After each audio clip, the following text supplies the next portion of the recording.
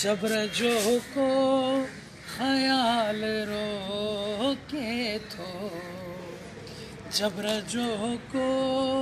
ख्याल रोके थो या सही कायनात रोके थी देवताउनि जी का नज़र आहे पाण खां जा निजात रोके थी गुमशुदा जो ख्याल गुम आहे काल्ह हो जो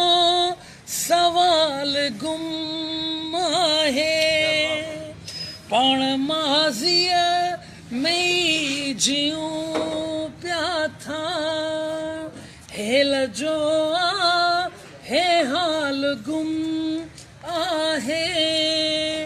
वहम तकलीद में मुझल आहियूं वहम तकलीद में मुझल आहियूं अणिठी का जिनात रोके थी जबर जो को ख्याल रोके थो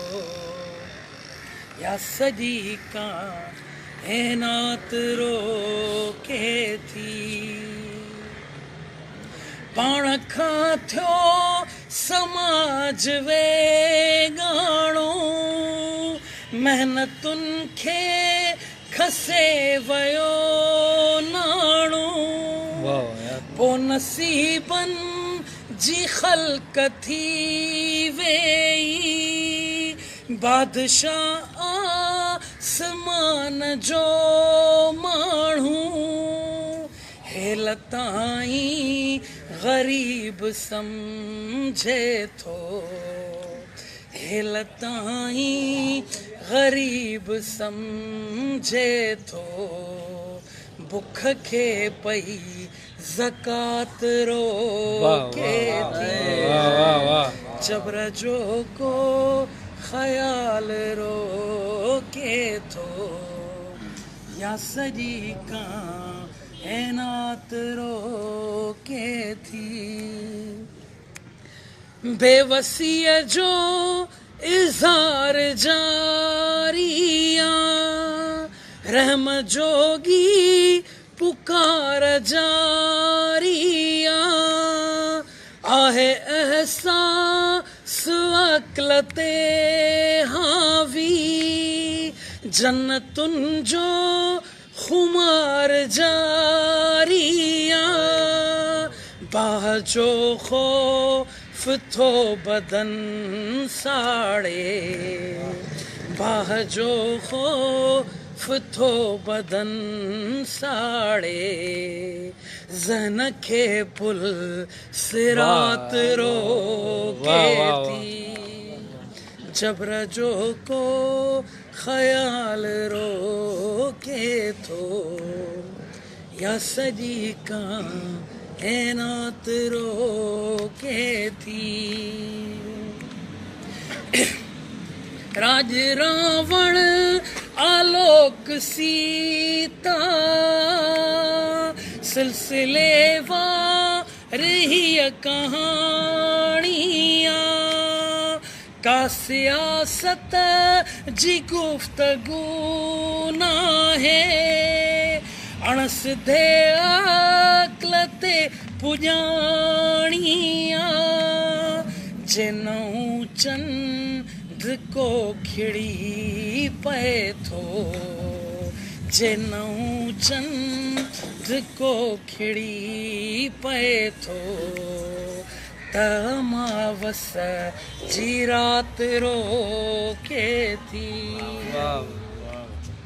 चंड ते को जहां रसियो आहे ऐं सितारनि जी खोज जारिया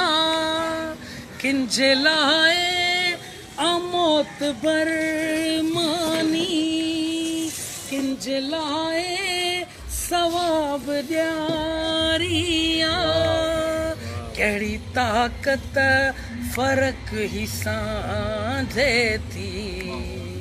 कहिड़ी ताक़त